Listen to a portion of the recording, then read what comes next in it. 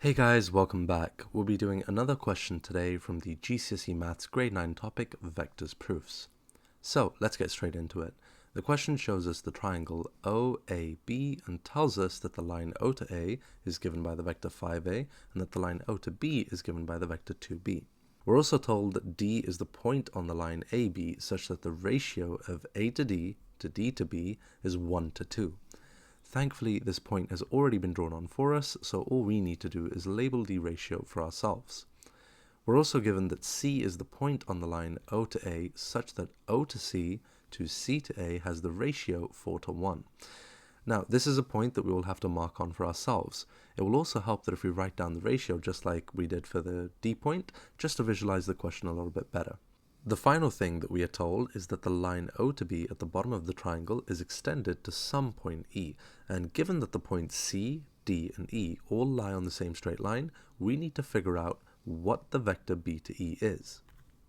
A little bit of information you may need before jumping straight into this is that the way that you tackle any vectors proof question will be to create a path for yourself and break that down into smaller paths that you can work out.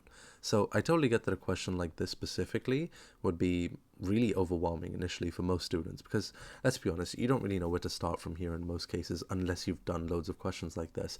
But what we can do is use the information that the question's given us to make that start. So before getting into it, a fact that you might also want to know is that for any two parallel lines, one vector will be a scalar multiple of the other.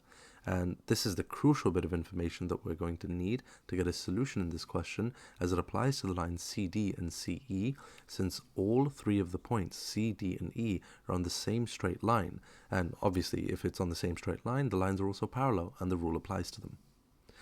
Now that we know that we need the lines CD and CE, we can start with figuring out how to get CD.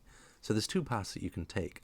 You can either take the long way, going from C to O, O to B, and then from B to D, or we can take the shorter path and go straight from C to A and then from A to C. That's the path that I'll be choosing right now. Anyways, getting back to the question, we've already broken down CD into CA and AD, so let's look at CA first.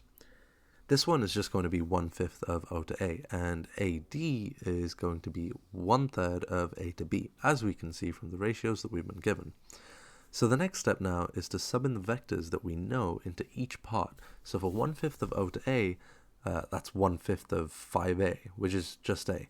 And for 1/3 of A to B, it's just a little bit more complicated since you don't really have a direct vector, but we can figure that out quite easily. So you're going to get minus 5a because you're going backwards, and then you'll get plus 2b to get to b.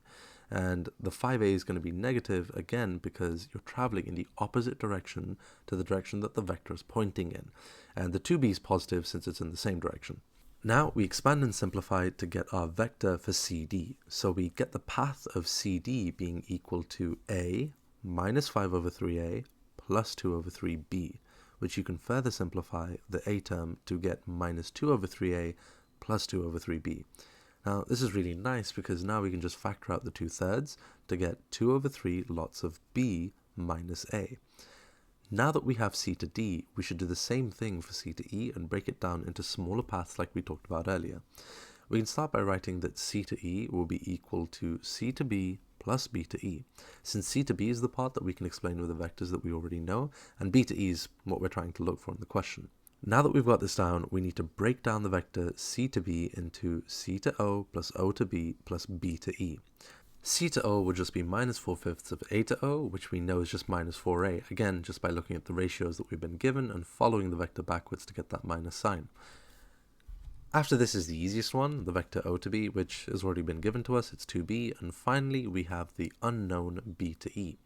Now the key here is that you want to rewrite B to E, right? So using the scalar multiple rule, we can say that B to E is going to be some number x multiplied by 2b, since we know that O to B and B to E are also on the same line. The parallel vector rule must also therefore apply to them. So this now gives us a full expression for the vector C to E. So we'll have minus 4a plus 2b plus x lots of 2b.